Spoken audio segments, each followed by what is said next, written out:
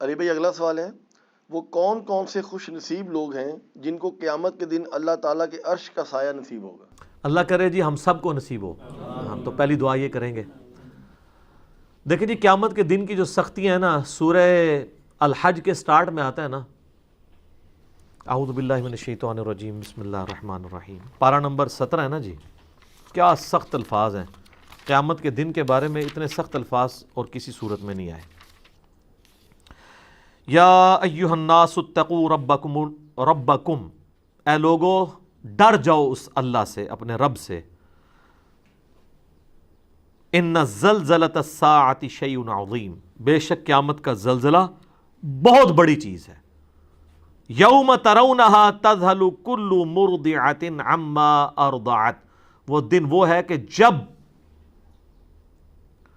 ہر دودھ پلانے والی اپنے بچے کو بھول جائے گی، چاہے وہ جانور ہے انسان ہے. کتنی محبت ہوتی ہے ماں کو. اللہ فرما رہا ہے بھول جائے گی اپنے شیر خوار کو بھی. وَتَضَعُ كُلُّ ذَاتِ حَمْلٍ حَمْلَهَا، اور جتنی حاملہ ہے اس کا حمل بھی گر جائے گا. وَتَرَى النَّاسَ سُكَارَى، اور تم دیکھو گے کہ لوگ نشے کی حالت میں پھر رہے ہیں. وَمَا هُمْ بِسُكَارَى، حالانکہ وہ نشے کی حالت میں نہیں ہوں گے. وَلَكِنَّ عَذَابَ اللَّهِ شَدِيد، بلکہ اللہ کا عذاب ہی اتنا شدید ہوگا کہ آپ کو لوگ نشے میں نظر آئیں گے. سورہ المزمل میں آتا ہے کہ وہ دن ایسا ہے جو بچوں کو بوڑھا کر دے، غم کے مارے بوڑھے ہو جائیں. اور اتنی سختی کے عالم میں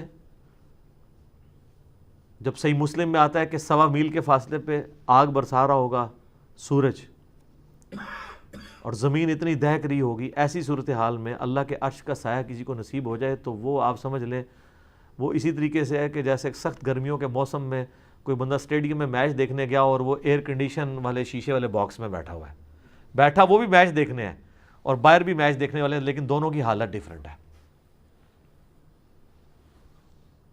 اللہ کے عرش کا سایہ تو اسی طریقے سے پھر آپ کے لیے جو کچھ میدان معاشر میں ہو رہا ہے وہ ایک انٹرسٹ اور انجوائمنٹ سے زیادہ کچھ نہیں ہوگا، تکلیف نہیں ہوگی. اور یہ نہ سمجھیے گا کہ یہ کوئی دن ایک آدھ دن ہے. قرآن میں ہے 50,000 سال کا دن ہے سورۃ الحاقہ میں. سر دنیا کی زندگی 60-70 سال، اور وہ صرف قیامت کا دن 50,000 سال کا. ابھی وہ آخرت کا عذاب والا تو معاملہ انفینٹ باقی ہے. اگر انسان کو دنیا میں نیک زندگی گزارنے کے اوپر آخرت کے جو ایک دن ہے قیامت کا دن، اس کا ریلیف بھی مل جائے، بعد میں جنت نہ بھی دی جائے، اس کی لائف ٹائم اچیومنٹ ہے. امیجن کریں نا 50,000 سال، یہاں تو 50 منٹ نہیں کوئی عذاب برداشت کر سکتا. لوگ کہنے کو تو کہہ دیتے ہیں، لیکن اگر کسی کو فزیکلی مثال دی جائے نا کہ فجر چھوڑنے پہ اگر تمہیں ایک 10 فٹ بائی 10 فٹ کے کمرے میں بند کیا جائے جس میں 1000 کوبرا سانپ، 1000 بچھو ہوں، اور اس کمرے کا ٹیمپریچر بھی جو ہے وہ 60 ڈگری سینٹی گریڈ تک کر دیا جائے، وہ قیامت کو تو چھوڑ دیں. بخاری مسلم میں حدیث ہے کہ دنیا کی آگ سے 70 گنا زیادہ وہ تیز ہے. تو یہاں کوئی امیجن نہیں کرے گا کہ ایک کمرہ، اتنے سانپ، اتنے بچھو. اور یہ دنیا کے بچھو سانپ تو آپ مار بھی سکتے ہیں، آخرت کے تو آپ مار بھی نہیں سکتے، ان کو تو موت بھی نہیں آئے گی. ادھر آپ خود بھی اپنے آپ کو نہیں مار سکتے. ثم لا يموت فیہا ولا یحیا، نہ تو پھر زندوں میں ہوگا نہ مردوں میں. تو ایسی صورتحال میں اگر اللہ کے عرش کا سایہ نصیب ہو جائے تو بہت بڑی کامیابی ہے. بخاری اور مسلم میں حدیث ہے کہ قیامت والے دن اللہ کے سائے کے سوا کوئی سایہ نہیں ہوگا. محدثین نے اس کی تعویل کی ہے کہ اللہ کے سائے سے مراد اللہ کے عرش کا سایہ ہے. تو پھر آپ علیہ السلام نے فرمایا کہ البتہ 7 قسم کے لوگ ہیں جنہیں اللہ کے عرش کا سایہ نصیب ہوگا. پہلے نمبر پہ فرمایا عادل حکمران. سب سے مشکل کام ہی ہے سر. اس لیے میں کہتا ہوں کہ جو حکمران ہے یا چیف جسٹس ہے وہ اللہ کی کرسی پہ دنیا میں بیٹھا ہوا ہے، کیونکہ اللہ نے میزان نازل کیا ہے نا. اللہ کہتا ہے کہ میں قسط قائم کرنے والا ہوں، میں نے کتابیں نازل کی اور عدل کا ترازو اتارا ہے دنیا کے اندر کہ تم انصاف کرو. انبیاء کے آنے کا مقصد یہ ہے. اللہ نے اپنے اوپر اپنی توحید کے اوپر گواہ کیا ہے انصاف کرنے والوں کو. وَأُولُو الْعِلْمِ قَائِمًا بِالْقِسْطِ، اہل علم جو انصاف پہ قائم لوگ ہیں. عادل حکمران. چلیں ہم تو اس کیٹیگری میں حکمرانی والے معاملے میں نہیں، لیکن اس کی آپ کورالریز بنائیں گے کہ آپ اگر کسی ایک علاقے کے اوپر آپ کی چھوٹی سی حکمرانی ہے، کونسلر ہیں یا ایم این اے، تو آپ اپنے اس کے اوپر اگر عدل کرنے والے ہیں. البتہ جج جو ہے نا وہ اس کو پریکٹس کر سکتا ہے کہ وہ انصاف کرے تو قیامت والے دن اللہ کے عرش کا سایہ حاصل کر لے. دوسرا فرمایا کہ وہ شخص جس نے جوانی میں عبادت کر لی, توبہ کی روش اختیار کر لی, در جوانی توبہ کردن شیوہ پیغمبری, بڑھاپے میں تو شیر بھی شکار کرنا چھوڑ دیتا ہے, وہ لوگوں کا بچا ہوا شکار کرتا ہے. جوانی کے اندر عبادت کرنا یہ مشکل کام ہے, کیونکہ ماں کہتی ہے میں دودھ نہیں بخشاں گی, باپ کہتا ہے جی تو جوانی چی روگ لا لیا, داڑھی رکھ لے, کہتے ہیں روگ لگا لیا ہے. کوئی عورت پردہ شروع کر دے تو اس کو ڈرایا جاتا ہے کہ تجھے رشتہ نہیں ملے گا. اچھا کیا دنیا میں اس طرح تو گزارا کرے گی؟ جوانی میں جو روش اختیار کرے توبہ کی. تیسرا فرمایا کہ ایسا شخص جس کا دل مسجد میں اٹک رہا ہو, ایسا اٹکے کہ وہ یعنی مسجد سے نکلے تو گویا جس کو کہتے ہیں نا مچھلی پانی سے نکل آئی ہے, دوبارہ مسجد میں جانے کی کوشش کرے. وہ تو بخاری مسلم میں حدیث ہے کہ جو شخص نماز کے انتظار میں بیٹھا ہوتا ہے وہ بھی نماز کے اندر شمار ہوتا ہے, حالانکہ بیٹھا انتظار میں ہے. تو مسجد میں جس کا دل اٹک رہا ہو تو اس کو بھی اللہ کے عرش کا سایہ نصیب ہوگا انشاءاللہ.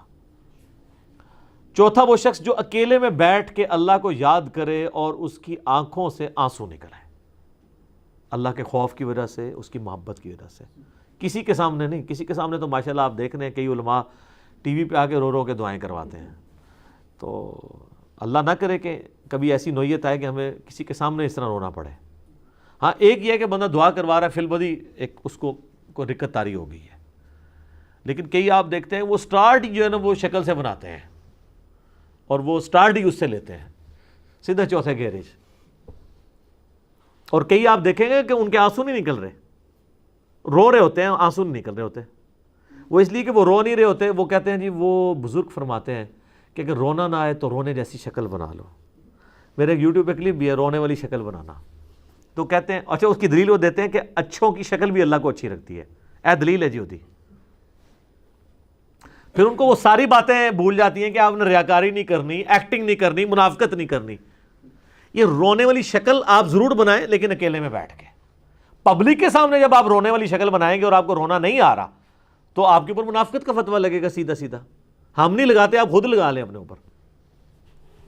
تو چوتھا وہ شخص جو اکیلے میں اللہ کو یاد کرے اور اس کی آنکھوں سے آنسو نکلے. پانچواں وہ شخص کہ جسے کوئی اعلیٰ نسب والی عورت برائی کی طرف مائل کرے اور وہ اللہ کے خوف سے رک جائے اور وہ کہے کہ میں اللہ سے ڈرتا ہوں, میں یہ کام نہیں کروں گا, تو اسے بھی قیامت والے دن اللہ کے عرش کا سایہ نصیب ہوگا. اور چھٹا وہ شخص کہ جو اللہ کی محبت کی وجہ سے کسی کے ساتھ دوستی رکھے. اچھا اس میں بڑے پیارے الفاظ ہیں. وہ جب بھی اس کو ملے اللہ کی محبت کی وجہ سے ملے, اور جب بھی وہ آپس میں اکٹھے ہوں تو اللہ کی محبت پر اکٹھے ہوں, اور جب بھی جدا ہوں اللہ کی محبت پہ جدا ہوں. جس طرح میں سمجھتا ہوں میرے ساتھ جتنے لوگ اٹیچ ہیں, ہم جب کبھی بھی اکٹھے ہوتے ہیں اللہ کے لیے اکٹھے ہو رہے ہوتے ہیں. اس کیٹیگری میں نے تو اللہ کے شکر میں امید کرتا ہوں کہ میں بھی اپنے بھائیوں سے, یہ میرے بھائی جو مجھ سے دوسرے شہروں سے بھی ملنے آتے ہیں نا, وہ فقط اللہ کے لیے ملنے آتے ہیں. تو اس کیٹیگری میں تو ہم فال کر سکتے ہیں بڑی آسانی کے ساتھ کہ جب بھی وہ اکٹھے ہوں تو اللہ کی محبت کی وجہ سے ہوں. ذرا میرے ساتھ کسی کو کوئی منفعت تو نہیں ہے نا, مجھے کسی سے کچھ چندہ لینا ہے.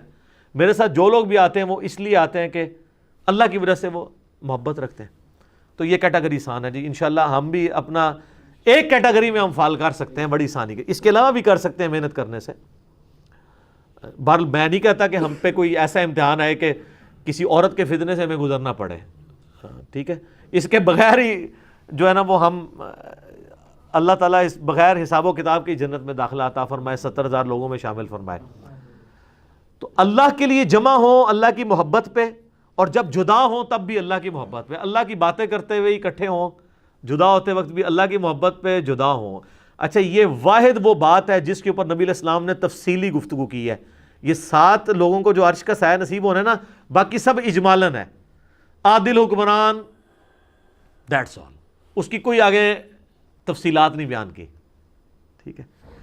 اکیلے میں بیٹھ کے روئے, آنسو آ جائیں, کوئی تفصیلات بیان نہیں کی.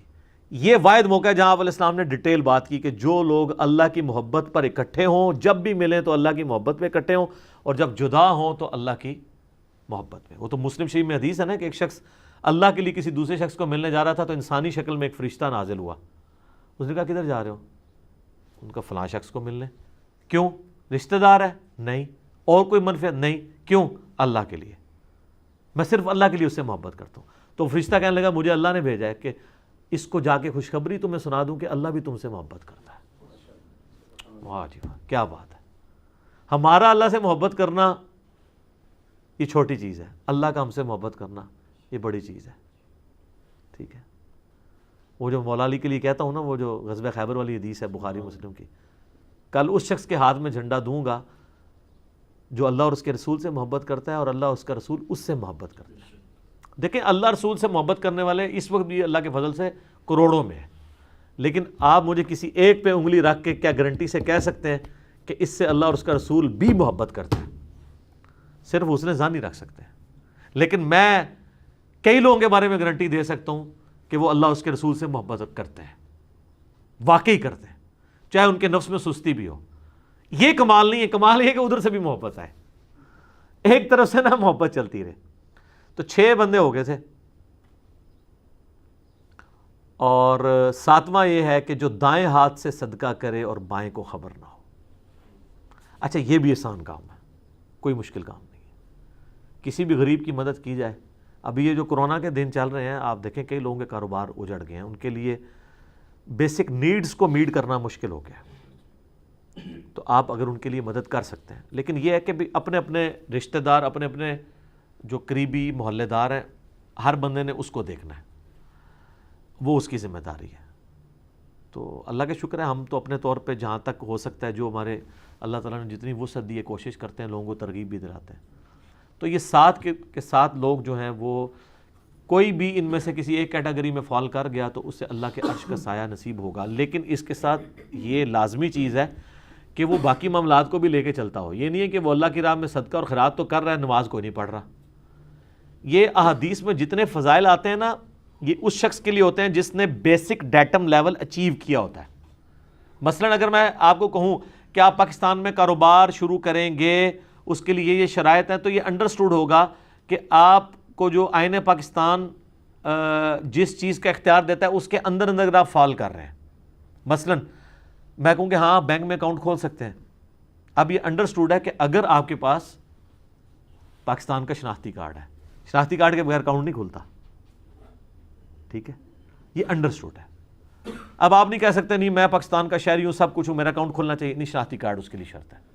اسی طریقے سے نماز شرط ہے مسلمان ہونے کے لیے، قرآن میں آیا نا منیبین الیہ، اللہ کی طرف رجوع لانے والے بنو، وَأَقِیمُوا الصَّلَاةَ، اور نماز کو قائم رکھو، وَلَا تَکُونُوا مِنَ الْمُشْرِکِینَ، اور مشرکوں میں سے نہ ہو جاؤ، یعنی جو نماز نہیں پڑھتا اللہ کے نزدیک وہ کیا ہے؟ مشرک۔ اور مسلم شریف میں حدیث ہے 246 نمبر، بندے کے کفر اور اسلام، شرک اور ایمان کے درمیان فرق نماز ہے۔ لہٰذا یہ جتنی احادیث میں فضائل یا قرآن پاک میں فضائل آئے ہیں کہ آپ کو یہ کرنے کے اوپر یہ مل جائے گا، یہ مشروط ہیں کہ آپ ڈیٹم لیول کا دین پریکٹس کیے ہوئے ہیں۔ اگر آپ نے وہ نہیں کیا ہوا پھر کوئی فضیلت نہیں آپ کے لیے۔ سبحان اللہ کے اوپر 10 نیکیاں آپ کو تبھی ملنی ہے جب آپ یہ باقی کام بھی کر رہے ہیں۔ وہ کہتے ہیں نا نہیں سبحان اللہ و بحمدی 100 دفعہ پڑھ لیں تو سمندر کی جھاگ کے برابر بھی گناہ معاف ہو جائیں گے، نماز نہ پڑھے بے شک، اس طرح نہیں ہوگا۔ اس کو سپورٹیو مسلم شریف کی حدیث ہے، اگر کبیرہ گناہوں سے بچا جائے تو ایک جمعے سے دوسرا جمعہ، ایک رمضان سے دوسرا رمضان، اور ایک نماز سے دوسری نماز درمیان کے تمام گناہوں کا کفارہ ہے۔ یہ حضور علیہ السلام نے کلیئر کر دیا، اگر کبیرہ سے بچا جائے۔ اگر کوئی کہ جی میں ایک جمعہ پڑھ لوں اگلا جمعہ پڑھ لوں، تو حضور نے کیا کہا؟ کبیرہ گناہوں سے۔ تو نماز چھوڑنے سے بڑا کوئی کبیرہ گناہ ہے؟ شرک کے بعد دنیا میں سب سے بڑا گناہ نماز چھوڑنا ہے۔ اچھا، ایک رمضان سے دوسرا رمضان، پھر تو لوگ ہیں کہ بس رمضان میں نمازیں پڑھ لو، روزے رکھ لو، اگلے رمضان میں کر لو، بیچ والے سارے معاف، جس طرح اکثریت مسلمانوں کی ہے۔ لیکن حضور نے کہا اگر بیچ میں کوئی کبیرہ گناہ نہیں کیا، اور ایک نماز سے دوسری نماز درمیان کے گناہوں کا کفارہ ہے اگر کبائر سے بچا جائے۔ کبیرہ گناہوں کی توبہ جو ہے صرف معافی سے ہوگی، وہ آٹومیٹکلی معاف نہیں ہوتے ہیں نیکیوں کے اگینسٹ، بلکہ وہ توبہ کرنے سے، اپنی اصلاح کرنے سے معاف ہوتے ہیں۔ لہذا جتنے فضائل قرآن و حدیث میں آئے نا کہ آپ کو یہ پڑھنے سے یہ ملے گا، یہ پڑھنے سے یہ ملے گا، یا یہ 7 لوگوں کو اللہ کے عرش کا سایہ ملے گا، یہ سبجیکٹڈ ٹو وہ ساری چیزیں ہیں۔ ورنہ تو یہاں پہ لوگ کتنے دسترخوان چلا رہے ہیں اور وہی سمجھ رہے ہیں کہ ہم کچھ بھی نہ کریں، بے شک حرام کے مال سے دسترخوان چلا رہے ہیں تو ہمیں اللہ تبارک و تعالیٰ قیامت الدین اللہ کے عرش کا سایہ دے دے گا۔ نہیں۔ یا ایک بندہ کہتا ہے میں اکیلے میں بیٹھ کے اللہ کو یاد کیا اور رو دیا، پھر سال بعد جو ہے وہ ایک عید کی نماز پڑھ لی، تو مجھے اللہ کے عرش کا سایہ مل جائے گا؟ نہیں، یہ تب ملے گا جب آپ نے وہ بیسکس ساری اچیو کی ہوں گی، اور یہ انڈرسٹوڈ ہوتا ہے۔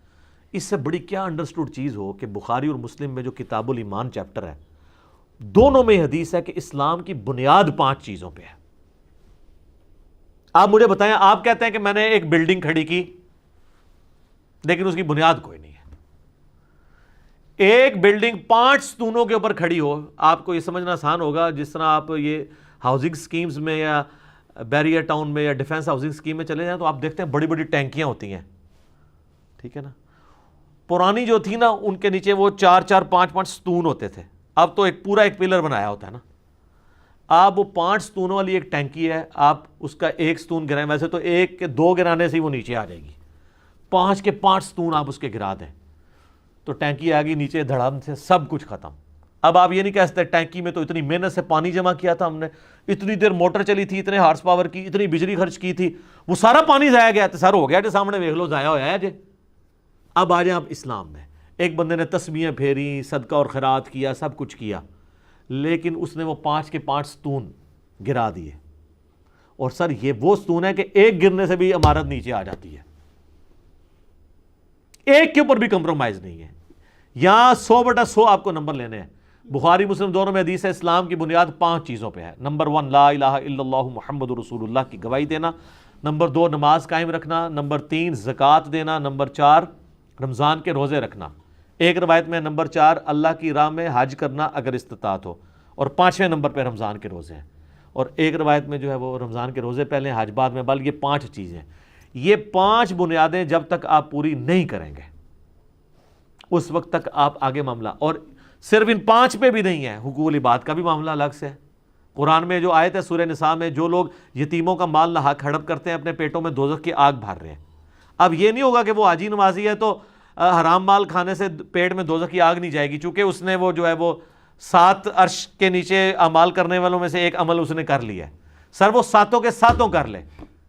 دین ٹوٹل پیکج کا نام ہے، یہ پک اینڈ چوز نہیں ہے۔ اور ڈاکٹر اسرار صاحب اکثر کہا کرتے تھے نا کہ یہ ٹوٹل پیکج ہے، آپ نے اپنی مرضی کا دین نہیں لینا، ٹھیک ہے۔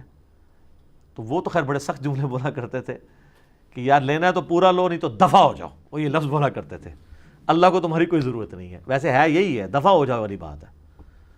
اس کو سپورٹنگ وہ چیز ہے ادخلوا فی السلم کافہ، اے اہل ایمان پورے کے پورے اسلام میں داخل ہو۔ بلکہ اللہ نے تو منافقین کی روش یہ کہی ہے کہ جب حالات سازگار ہوتے ہیں تو وہ تمہارے ساتھ چلتے ہیں، اور جب برے حالات ہوتے ہیں پیچھے ہٹ جاتے ہیں۔ سورہ الحج میں ہی آیا ہے کہ بعض لوگ ہیں وہ دین میں کنارے کنارے پہ چلنے چاہتے ہیں کہ سب کچھ ہیپی ہیپی چلتا ہو، جیسے ہی ذرا تکلیف ہو پیچھے ہو کے بیٹھ جاتے ہیں، کیونکہ تکلیف کے ساتھ معاملات کو لے کے چلنا بہت آسان ہے۔ جیسے ہی مشکل وقت، یہ تکلیف کے ساتھ معاملات کو لے کے چلنا بہت مشکل کام ہے، سوائے ان لوگوں کے لیے جن کو اللہ تعالیٰ توفیق دیتے ہیں۔ اس لیے میں کہتا ہوں اے سی والے کمروں میں، اے سی والی مسجد میں بیٹھ کے زہد و ورا کی باتیں کرنا، اور صحابہ کرام کے جناب وہ یرموک اور قادسیہ کے واقعات سنانا کہ جی وہ اتنے ان کو زخم آئے اور یہ ہوا، کیونکہ مجھے تو کوئی زخم نہیں آ رہا، مجھے تو مچھر بھی نہیں کاٹے گا، میں نے تو وہ الیکٹرک وہ لگایا ہوا ہے ادھر مچھر مارنے والا، اور اس سے پہلے اسپرے بھی کروایا ہوا ہے، تو میں ادھر بے شک کہتا ہوں ٹھیک ہے، یہاں بیٹھ کے میں قادسیہ یرموک لڑتا رہوں، کوئی مسئلہ نہیں ہے۔ مشکل وقت میں معاملات کو لے کے چلنا یہ ذرا مشکل کام ہے، ٹھیک ہو گیا جی، جزاک اللہ۔